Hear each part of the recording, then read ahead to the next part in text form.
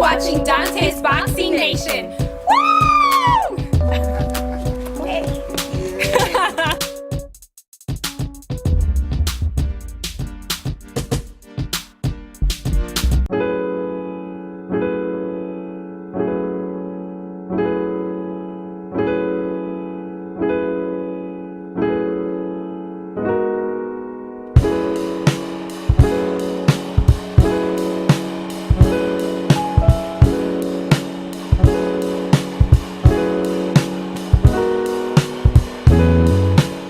Dante's Boxing Nation, what's going on, guys? You know, this is pretty interesting because I said a couple weeks, I guess a little bit before the Terrence Crawford versus Victor Postal fight, I said that this year will be remembered for a couple different reasons. One reason is this year will be remembered for crowning the undisputed pound-for-pound champion once Sergey Kovalev faces off with Andre Ward on November 19th. Now, we've had disputed pound-for-pound champions such as Andre Ward, who is pound-for-pound the best fighter in the world right now because there's no fighter that has a better resume than he does. But we haven't had an undisputed pound-for-pound champion since Floyd Mayweather retired. But we will have a new one once again in November when Sergey Kovalev faces off with Andre Ward. So this year will be known for the battle of supremacy. This year will also be known for the David and Goliath year. We've seen Canelo Alvarez go up against Amir Khan, and later on we're going to see Gennady Golovkin go up against Kell Brook. The last thing this year will be known for is USA versus the former Soviet Union, or you can call it the former Eastern European countries. And the reason why I say that is because this year alone there have been a lot of American versus Eastern European fights that have taken place.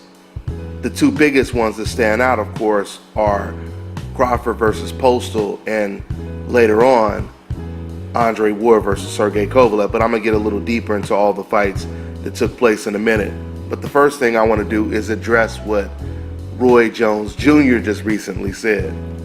Now, as you guys know, I just reported what Andre Ward actually had to say about this topic, yesterday or a couple days ago.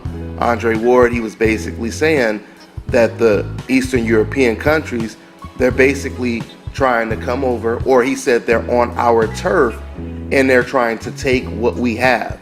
Now, that's what Andre Ward said a couple days ago. Now, this is what Roy Jones had to say. Quote, "We are now just not as good as the other countries. The Eastern countries, they started at 10 years old with kids and they have schools for boxing. We have schools for basketball, other sports, but we don't have boxing schools. So how are you going to keep up when those kids are going to school every day boxing from age 10 until Olympic time? You're not going to keep up. And so eventually these other fighters are going to surpass you. Their boxing teams as a whole are better than ours. Why? Because everybody has run over their teaching and amateur program." End quote. Now let me explain the many reasons why I totally disagree with Roy Jones' assessment when it comes to this comparison.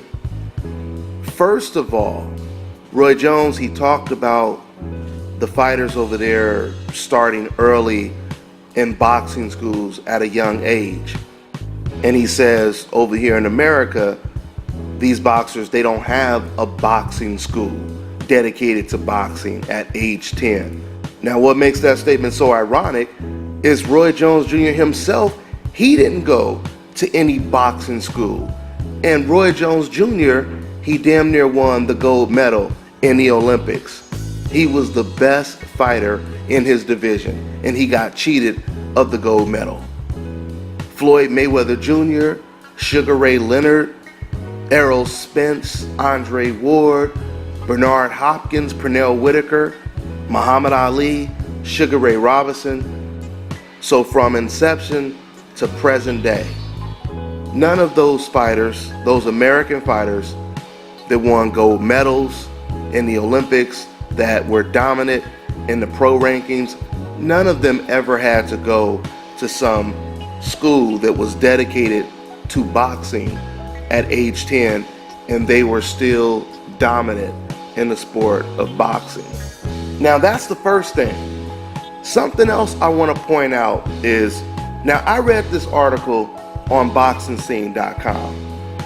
What's really interesting is how the writer actually titles the article. The writer's name is Edward Chakosky, all right?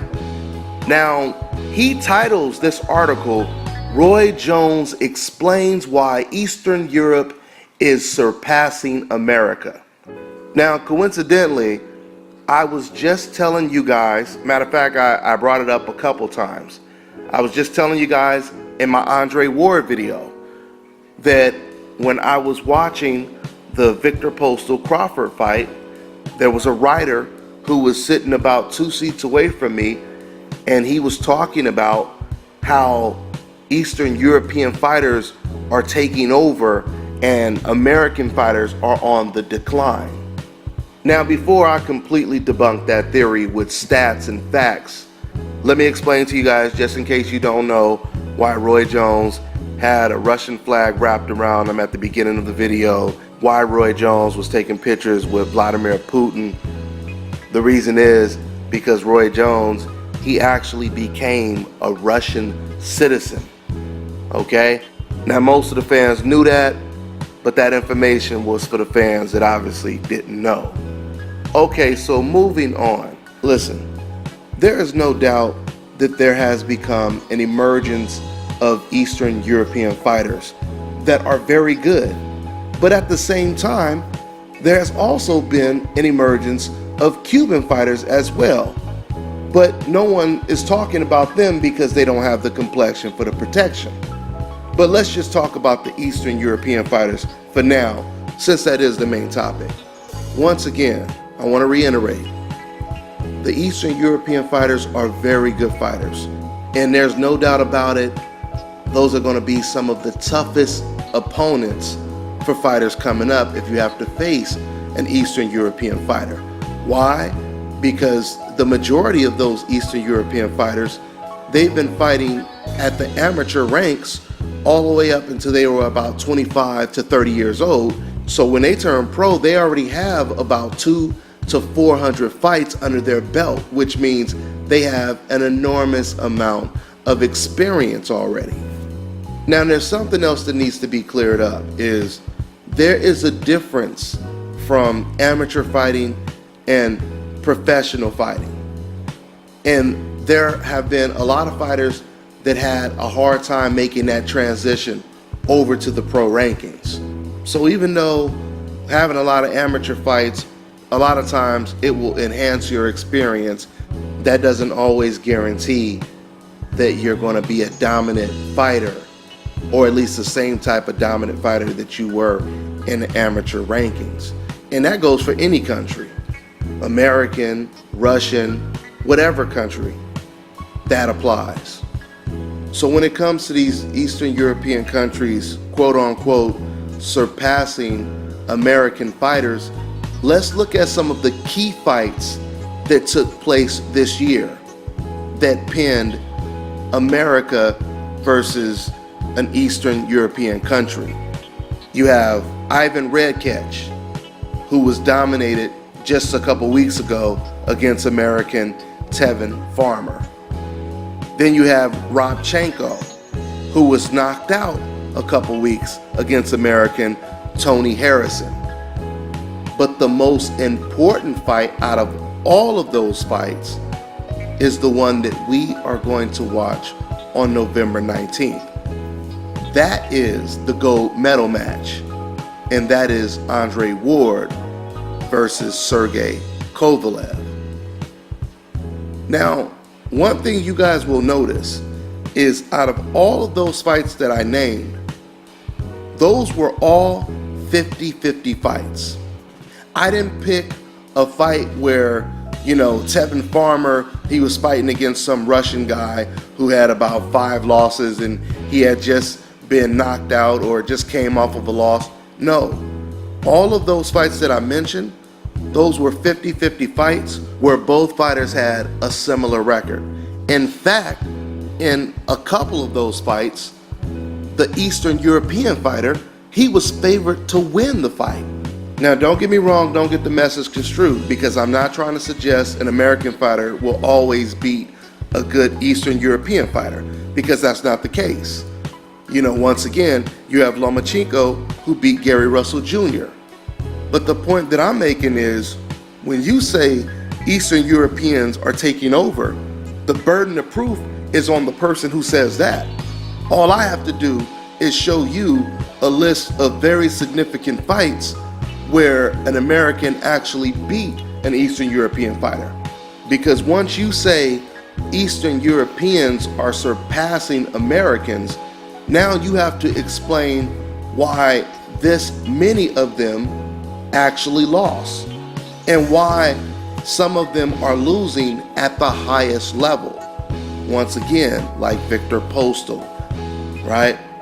So if we go off of that logic, then if you really think about it, any fan that supports this notion that Eastern Europeans are surpassing Americans, that puts more pressure on them to get that Kovalev win over Andre Ward. Another point I want to make when it comes to this USA versus former Soviet Union rivalry. When you look at Andre Ward and you see Andre Ward move up to a higher weight class where he's most likely going to be at a power and a size disadvantage against one of the hardest punchers in the sport and pound for pound, one of the best fighters in the world, Sergey Kovalev.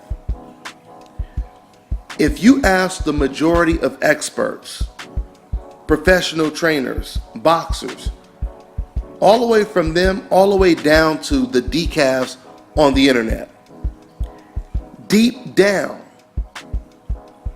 the majority of them, they would pick Andre Ward to beat the bigger, stronger Sergey Kovalev.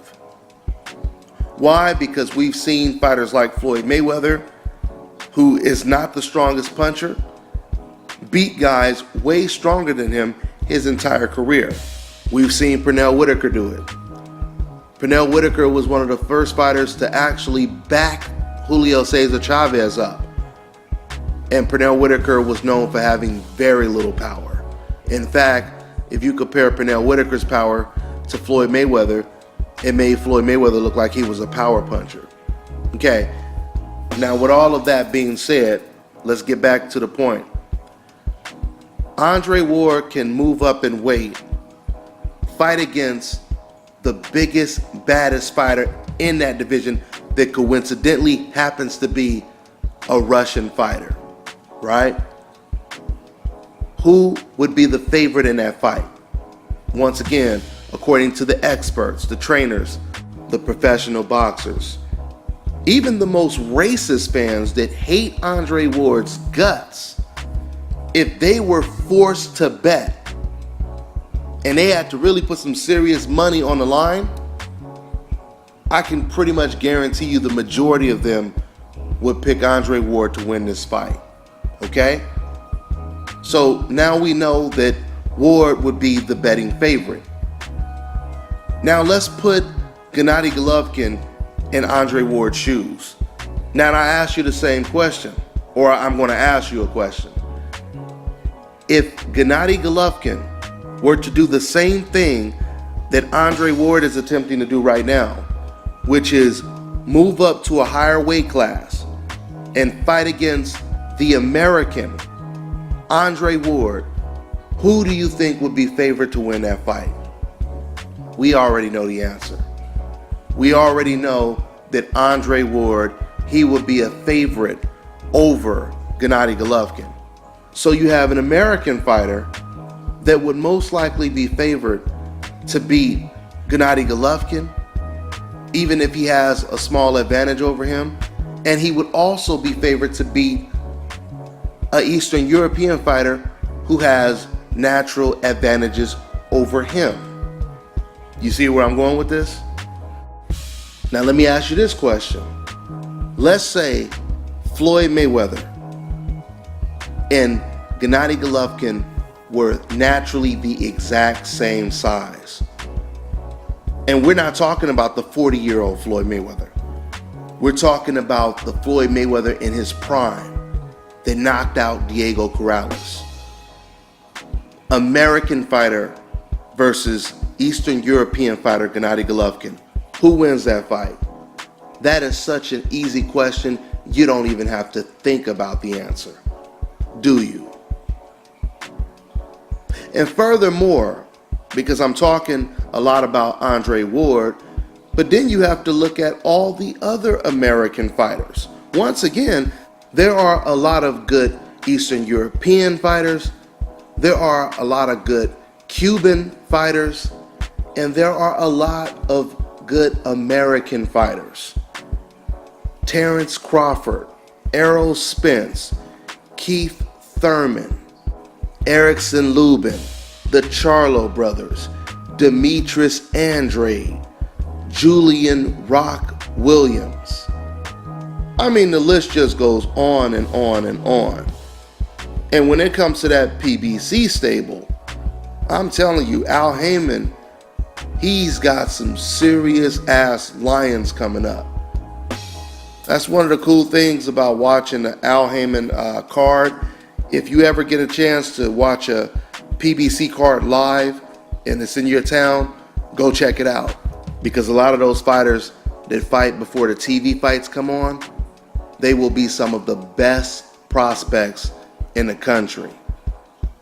Al Heyman has a lot of very, very good undefeated prospects.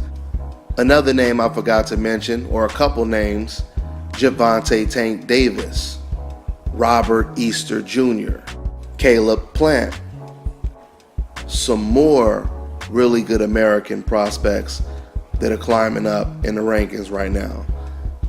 But at the end of the day, this is the reason why every sport has a finals, a Super Bowl, a gold medal match. Because there can be a whole lot of teams out there and a whole lot of good teams. But there's only going to be one team or one fighter that can win the Super Bowl, the gold medal match. And for boxing, that gold medal match is Andre Ward versus Sergey Kovalev. That's all I got for now, guys. I'm on to the next one.